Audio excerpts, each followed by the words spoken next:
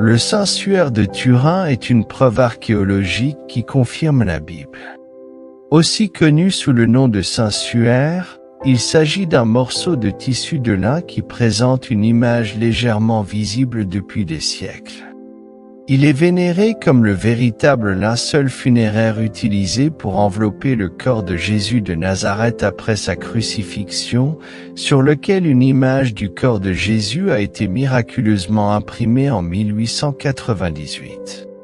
Secondo Pia a produit les premières photographies du suaire, montrant que l'image humaine qui y est représentée peut être plus clairement vue sur un négatif photographique en noir et blanc que sur sa couleur sépia naturelle.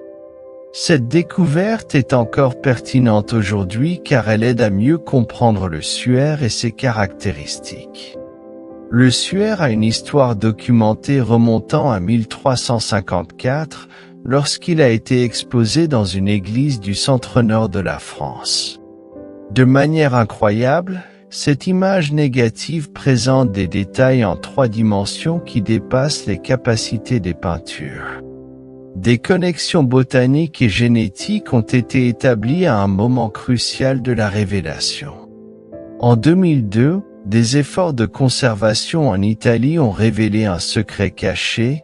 Le retrait du tissu de fond du Xe siècle a exposé un type rare de couture au verso du suaire, une couture connue uniquement d'un autre endroit, la forteresse de Masada en Israël.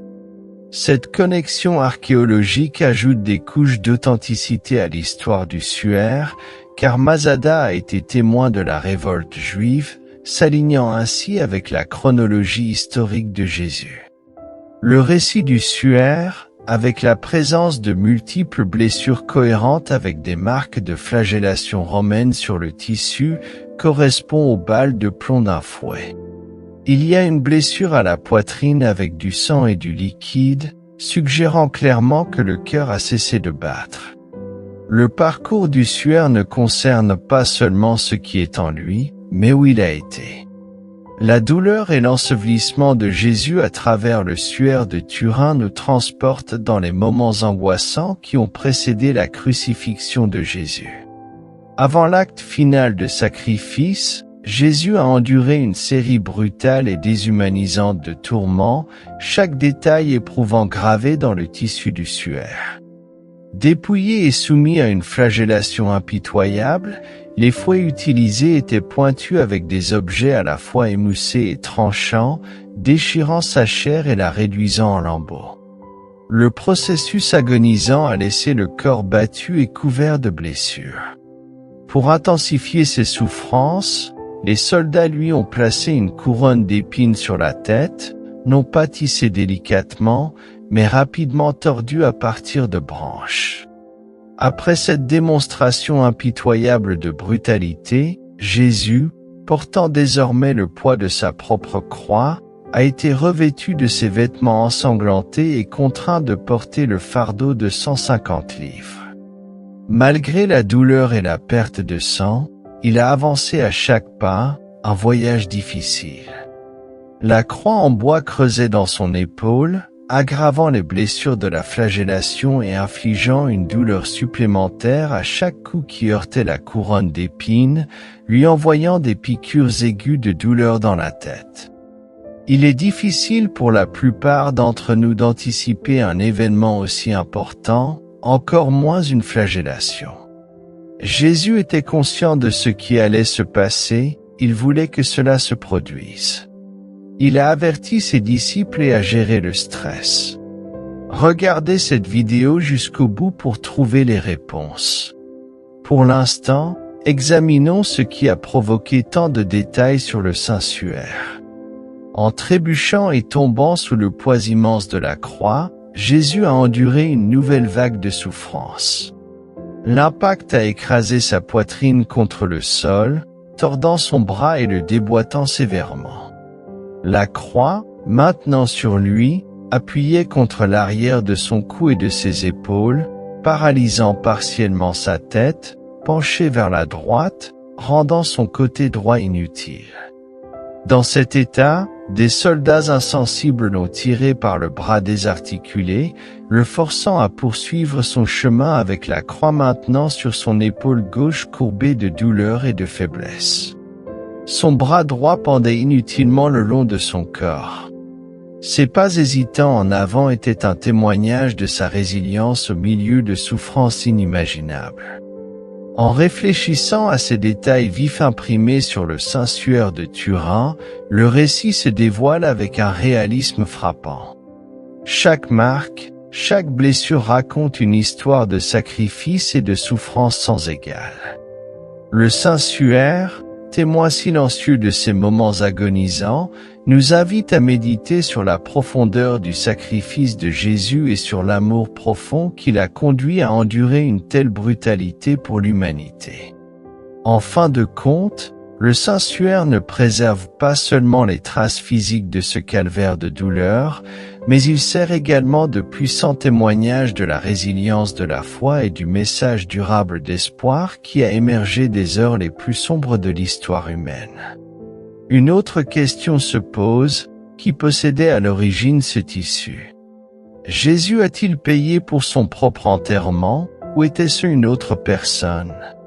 Continuez à regarder jusqu'à la fin et nous couvrirons cela. La crucifixion et l'enterrement sur le saint suaire de Turin nous rapprochent du point culminant du voyage de Jésus.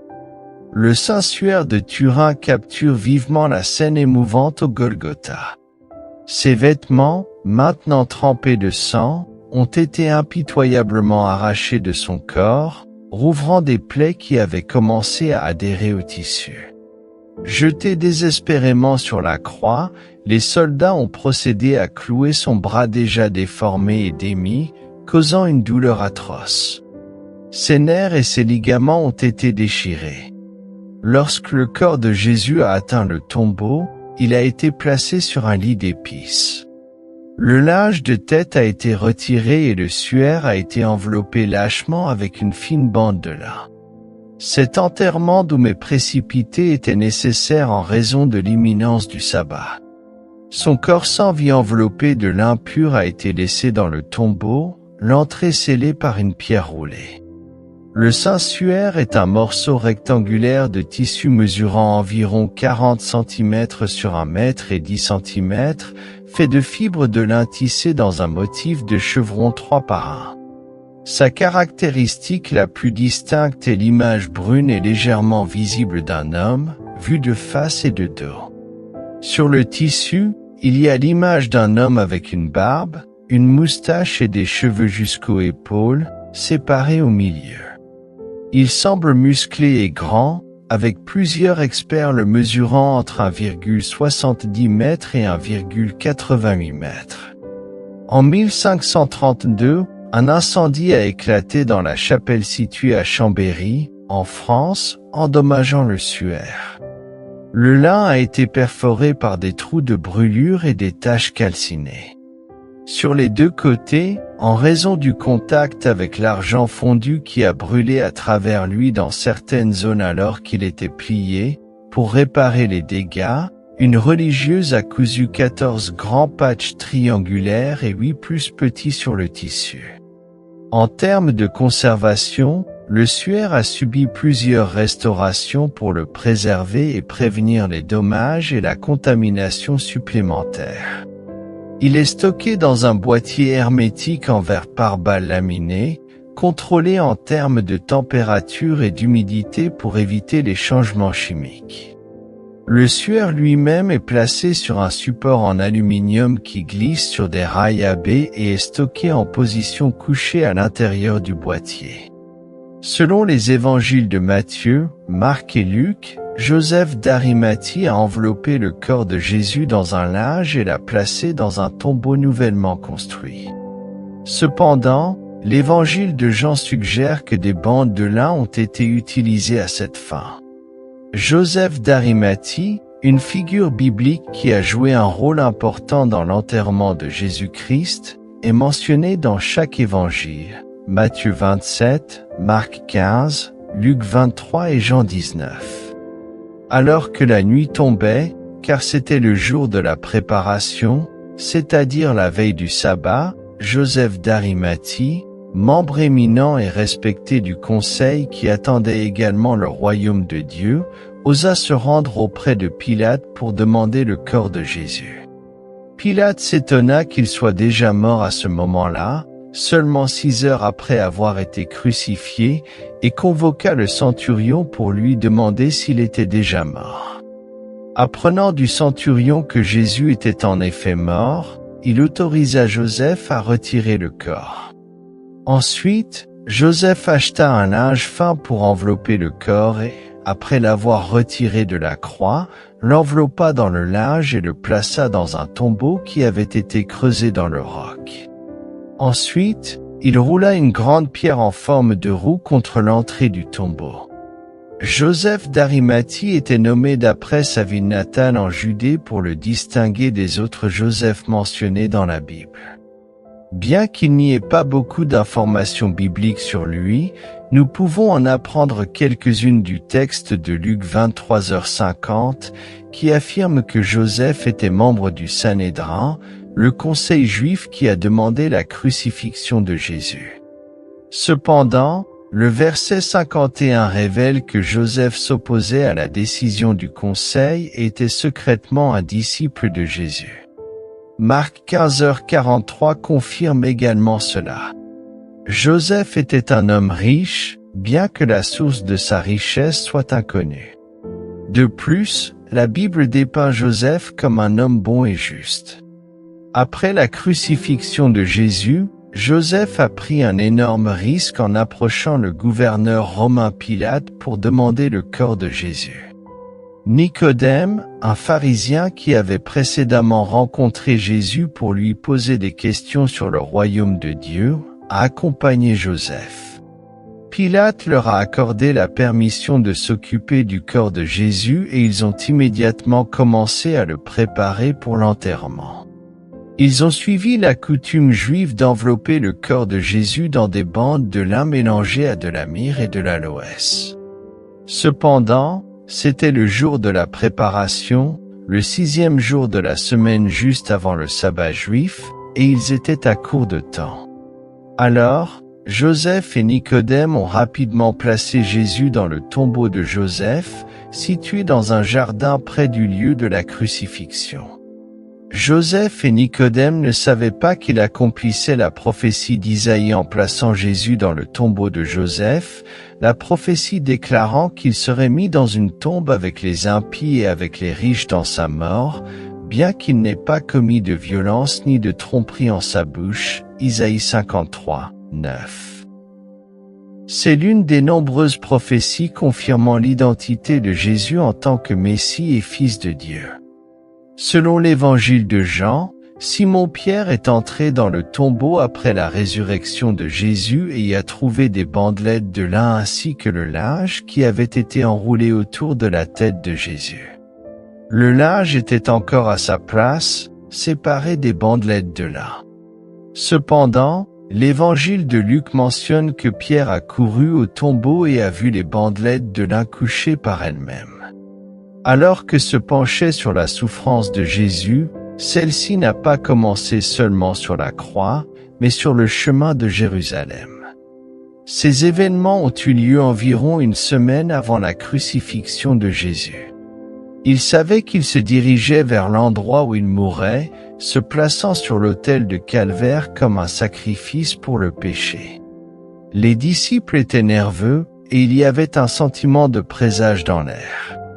Bien que Jésus ait déjà dit qu'il mourrait, ils n'étaient pas préparés à ce message. Ils ne voulaient pas entendre Jésus parler de cette manière. Ils avaient des visions d'un royaume terrestre. Sur le chemin de Jérusalem, nous trouvons Jésus seul avec ses pensées, et les disciples sont perplexes. Alors que la foule augmente, ils sont terrifiés. Jésus devait dire quelque chose d'encourageant, une prédiction triste. Maintenant, ils étaient sur le chemin montant vers Jérusalem, et Jésus marchait devant eux. Ils étaient perplexes, et ceux qui suivaient étaient alarmés et effrayés. Il a de nouveau pris les 12 disciples à part et a commencé à leur dire ce qui allait lui arriver, disant, « Écoutez attentivement. Nous montons à Jérusalem, et le Fils de l'homme sera livré aux principaux prêtres et aux scribes. Ils le condamneront à mort et le livreront aux gentils romains. Ils le moqueront, cracheront sur lui, le fouetteront, le flagelleront et le tueront. Après 3 jours, il ressuscitera. » Jésus a dit qu'il serait trahi, jugé et exécuté. Il a averti que cela se produirait. Le mot qui ressort de cette déclaration est « devra ». Jésus parlait de la nécessité de sa croix.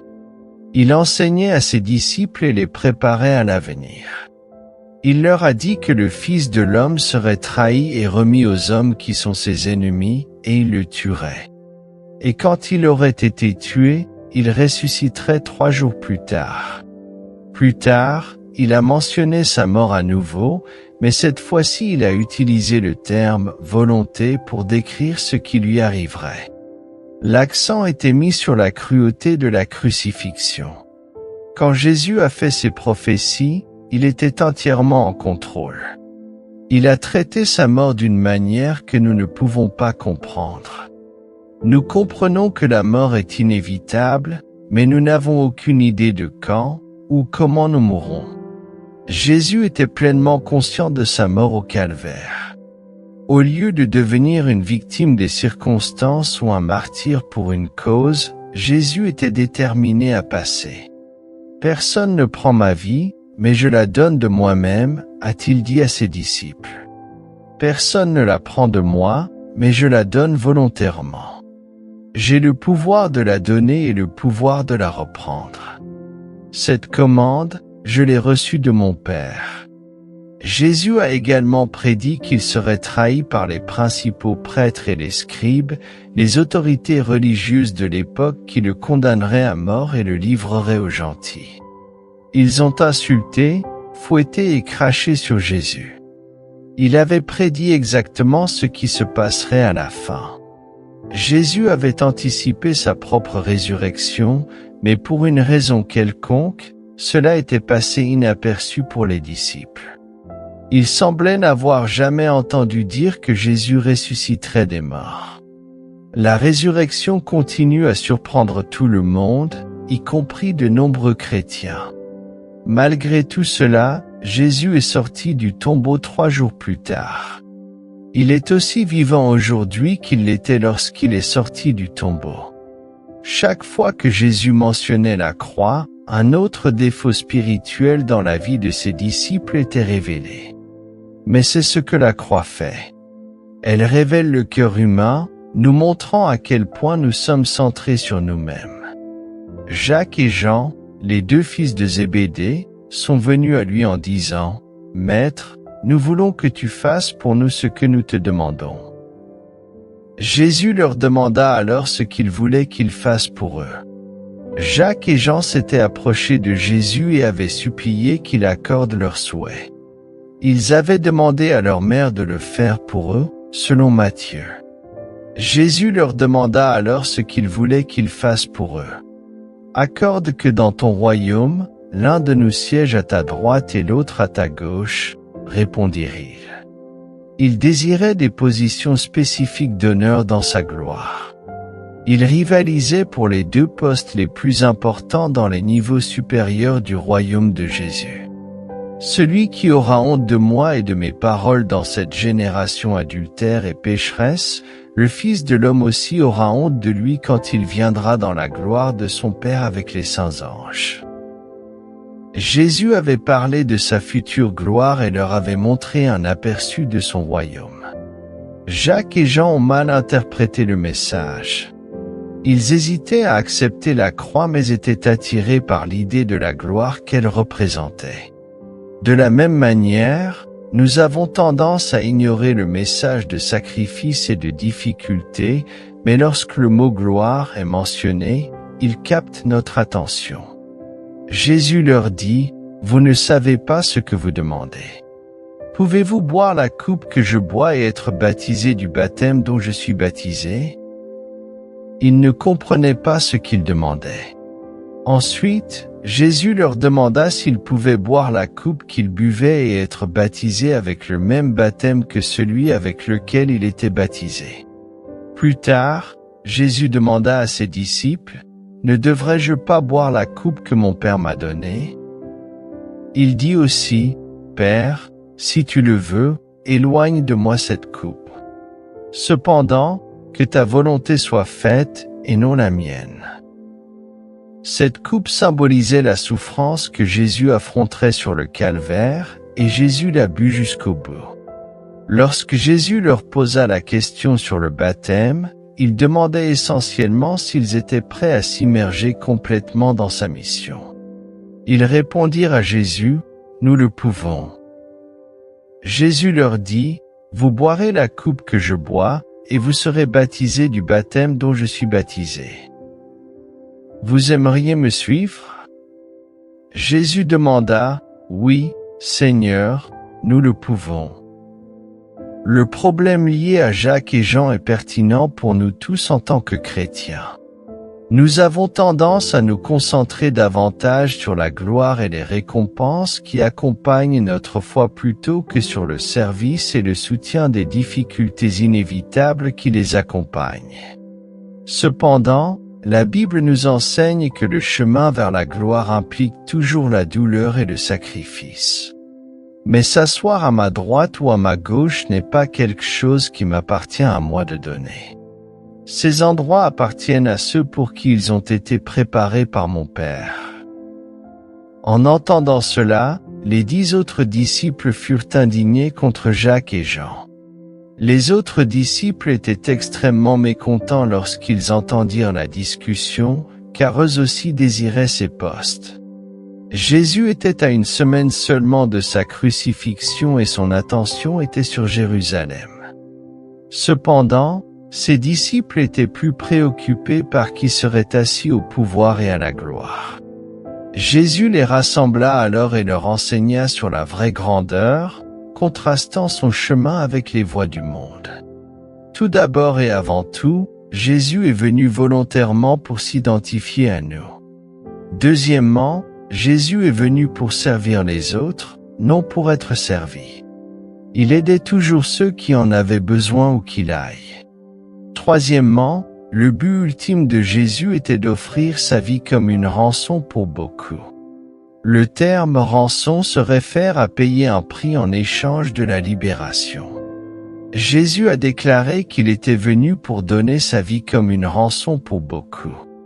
C'est une magnifique représentation de ce que Jésus a fait sur la croix. Il a payé le prix. Le grand stress que Jésus a affronté. Beaucoup de gens pensent que le chemin vers la croix était facile pour Jésus. Si la décision était facile, la valeur du sacrifice de Jésus serait diminuée. Nous lisons que Jésus était profondément angoissé jusqu'à la mort. Imaginez cela, vous êtes sur le point de subir l'une des morts les plus atroces qu'une personne puisse expérimenter. Vous ferez face à l'humiliation et à l'insulte, et les gens qui viennent vous arrêter arriveront bientôt. Le livre de Luc rapporte l'histoire du dernier voyage de Jésus vers sa mort, depuis sa prière au jardin de Gethsémani, où sa foi en Dieu est réaffirmée, jusqu'à son enterrement. La Bible décrit comment un homme innocent est mort pour les autres. Les évangiles incluent une narration décrivant le temps que Jésus, ses disciples et d'autres ont passé dans le jardin de Gethsémani juste avant l'arrestation de Jésus. Jésus a prié son Père dans le jardin 3 fois, disant, « Mon Père, si c'est possible, éloigne de moi cette coupe, cependant, non pas comme je veux, mais comme tu veux. » Un peu plus tard, Jésus prie à nouveau, « Mon Père, si cette coupe ne peut passer sans que je la boive, que ta volonté soit faite. » Ces prières révèlent la soumission totale de Jésus à la volonté de Dieu avant sa crucifixion. Selon la Bible, lorsque Jésus parlait de la coupe, il faisait référence à la souffrance qu'il était sur le point d'endurer. Il était comme s'il lui était présenté une coupe remplie d'amertume et qu'il devait la boire tout entière. Quand Jésus a prié, que cette coupe s'éloigne de moi, il exprimait le désir humain naturel d'éviter la douleur et la souffrance. Bien que Jésus soit pleinement Dieu, il est aussi pleinement humain. Malgré son imperfection, sa nature humaine luttait encore avec l'acceptation de la torture et de la honte qui l'attendait, et sa chair reculait devant la croix. Dans le même contexte, Jésus a dit à ses disciples, « Veillez et priez, afin que vous ne tombiez pas dans la tentation, l'esprit est bien disposé, mais la chair est faible. » Lorsque Jésus a prié, « Que cette coupe s'éloigne de moi », il luttait contre les désirs de sa chair qui aspiraient à l'autopréservation et au confort. La lutte était intense. « Mon âme est triste à en mourir, restez ici et veillez avec moi. » Cette prière, plus que toute autre chose, montre que Jésus était pleinement humain en tout point. Jésus avait une connaissance préalable de ce qui allait arriver. Le tourment qu'il était sur le point de subir serait plus que simplement physique, ce serait aussi mental et spirituel. Jésus savait que c'était le plan de Dieu qu'il soit crucifié, que Dieu voulait qu'il soit transpercé pour nos transgressions, écrasé pour nos iniquités. Le châtiment qui nous apporte la paix était sur lui, et c'est par ses blessures que nous avons été guéris. Jésus savait que c'était la volonté de Dieu. Jésus aime l'humanité, mais son humanité craignait la douleur et la souffrance auxquelles il ferait face, et cela l'a amené à demander à son Père que ce calice s'éloigne de moi. La phrase « que ce calice s'éloigne de moi » apparaît dans la prière de Jésus et contient deux qualifications significatives. D'abord, il prononce la prière si c'est possible, implorant à son Père de lui permettre de choisir une voie alternative pour la rédemption de l'humanité, s'il en existe une. Jésus ne voulait pas mourir, mais il a suivi la volonté de Dieu. Les événements qui ont suivi sa prière montrent qu'il n'y avait pas d'autre chemin. Le sacrifice de Jésus-Christ est le seul qui pouvait rédimer le monde. Selon Jésus, que ta volonté soit faite était pleinement engagé envers la volonté de Dieu, corps, esprit et âme. La prière du juste dépend toujours de la volonté de Dieu, que ton règne vienne, que ta volonté soit faite sur la terre comme au ciel. Au jardin de Gethsémani, Jésus a vaincu la chair et l'a maintenue soumise à l'esprit, en se soumettant entièrement et avec ferveur à la volonté de Dieu.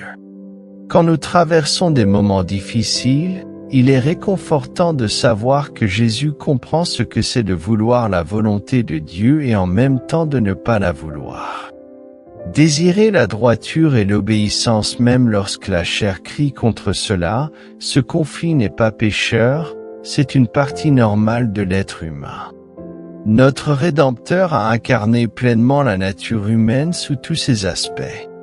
C'est pourquoi il devait être semblable à ses frères en tout, pour devenir un grand prêtre miséricordieux et fidèle dans les choses de Dieu, pour faire l'expiation des péchés du peuple. Il a accompli sa mission de chercher et de sauver les perdus en souffrant jusqu'à la fin. Sa franchise en prière révèle une relation profonde avec Dieu. C'était un moment difficile, mais les disciples n'ont pas compris la gravité de la situation et se sont endormis. Un ange est apparu pour réconforter Jésus, ce qui est significatif car cela montre que le ciel le soutient alors qu'il répond à son appel. Même dans les moments difficiles, confronté au rejet et à la mort, Jésus a prié Dieu et a placé ses fardeaux devant lui. Cela humanise Jésus et montre qu'il a éprouvé une gamme d'émotions face à sa mort. La représentation de Luc de Jésus ne cache pas sa divinité, mais montre plutôt quelqu'un qui peut comprendre et compatir avec nos failles et nos traumatismes. Ce texte révèle quelque chose sur le caractère de Jésus tout en montrant comment nous pouvons faire face au grand jugement de la vie que Dieu nous envoie.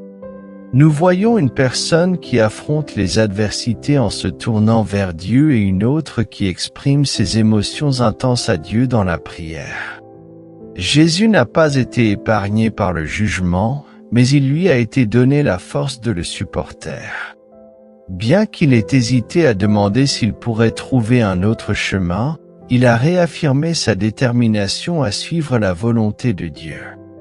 Le ciel répond en donnant à Jésus la force d'affronter ce que Dieu l'a appelé à faire, ne répondant pas à sa demande pour un autre chemin. Le passage tourne autour de cette union de soumission à l'appel divin et de la force divine fournie, mettant en évidence les traits admirables de Jésus alors qu'il affronte le jugement de la croix. Le point central du récit à Gethsémani est l'agonie de Jésus. En arrivant dans le jardin, il dit à ses disciples qu'il est profondément troublé et angoissé jusqu'à la mort. Luc capture cela en se référant à la sueur comme des gouttes de sang. Pourquoi est-il si tourmenté maintenant? La douleur que Jésus a affrontée n'était pas simple mais complexe. Il est clair qu'il a dû supporter la peine que le péché méritait pour des millions de personnes. Dans le jardin, l'humanité de Jésus est pleinement révélée et son agonie est rendue évidente. À ce moment-là, nous voyons Jésus dans sa vulnérabilité maximale. Malgré qu'il soit sans péché, il ressent la véritable essence de ce que signifie être humain. Il ressent notre douleur, faisant face à des tentations plus fortes que nous n'avons jamais rencontrées. Il est juste de dire qu'il a été tenté de toutes les manières possibles. Alors que Jésus regarde le calice, il prie, « Si possible, éloigne de moi cette coupe. » Il fait appel une fois de plus, mais il y a du silence. Il fait une deuxième demande, et encore une fois, il y a du silence. Il fait une troisième demande, et encore une fois, il y a du silence. À travers ce silence, nous comprenons que c'était la volonté de Dieu. Chaque leader se sent seul à certains moments, surtout en entrant dans de nouveaux territoires. À Gethsémani, Jésus a vécu l'un de ses moments les plus solitaires. Chaque membre de son équipe l'a abandonné juste quelques heures avant qu'il ne soit jugé, torturé et crucifié. Son histoire dans le jardin est l'un des exemples les plus puissants de dévouement d'un leader dans l'histoire. Tout leader qui accomplit quelque chose de significatif pour Dieu a une expérience de Gethsémani. Ce que nous pouvons apprendre de ce temps solitaire, c'est que Gethsémani est l'endroit où les batailles spirituelles ont lieu. La solitude est ressentie, l'honnêteté est exprimée, la soumission est exigée, et la force est reçue. Nous devons comprendre la solitude et la tristesse de Gethsémani, car cela nous aide à comprendre l'exploit de Gethsémani. Certains ont établi un lien entre la sueur de sang sur le front de Jésus et la malédiction d'Adam, qui a dû travailler par la sueur de son front. Adam a échoué au test du jardin. Si vous avez déjà douté de l'amour de Dieu pour vous, regardez le jardin de Gethsémani. Vous pouvez y voir le Fils de Dieu suant abondamment comme des gouttes de sang, montrant sa détermination non seulement à obéir au Père, mais aussi à racheter l'humanité. Il a bu de la coupe en son honneur. Et si nous regardons le silence du Père, nous pouvons voir qu'il n'y avait pas d'autre moyen de racheter l'humanité, sinon sa colère se serait abattue sur son Fils. Laissez la logique de Romains 8h32 vous motiver, celui qui n'a pas épargné son propre Fils, mais l'a livré pour nous tous, comment ne nous donnera-t-il pas aussi avec lui toutes choses? Luc 23h33 dans la version King James utilise le terme « calvaire » pour désigner le même lieu. Dans les traductions modernes, le terme plus littéral, le lieu appelé crâne, est généralement utilisé. Calvaire vient de la phrase latine signifiant ce lieu calvaire. Jean 19h11 alors ils crièrent, « Crucifie-le! Crucifie-le » Pilate leur dit, « Moi, je dois crucifier votre roi ?» Les grands prêtres répondirent, « Nous n'avons de roi que César. » Ils le livrèrent donc pour qu'il soit crucifié. Ils prirent donc Jésus et lui-même, portant sa croix, sortit pour le lieu appelé le lieu du crâne, qui en hébreu s'appelle Golgotha. C'était un endroit bien connu en dehors de la porte, comme le dit Hébreux 13h12, c'est pourquoi Jésus aussi, afin de sanctifier le peuple par son propre sang, a souffert hors de la porte. Luc 23h26, alors qu'ils l'emmenaient, ils rencontrèrent un certain Siméon, un homme de Cyrène, qui revenait des champs, et ils le forcèrent à porter la croix de Jésus pour qu'il la porte après Jésus. L'endroit était également proche de la ville et contenait un jardin, comme le dit Jean 19h41. Or, dans le lieu où il avait été crucifié, il y avait un jardin, et dans le jardin, un tombeau neuf dans lequel personne n'avait encore été mis. Luc se réfère à l'endroit de la crucifixion comme le lieu appelé crâne, qui peut également être traduit littéralement par le lieu appelé crâne. Tant l'araméen que le grec étaient des langues couramment parlées en Israël à l'époque de Luc, il peut donc rapporter ce que Matthieu a écrit en araméen. Il y a de fortes chances que cet endroit ait également acquis une certaine notoriété si les lieux de Jérusalem voisins l'avaient surnommé, alors il aurait eu de la renommée ou, dans ce cas, une infamie. Malgré le fait que nous ne connaissions pas l'emplacement exact, les archéologues ont une assez bonne idée de son emplacement général, le désignant comme étant hors des portes de Jérusalem.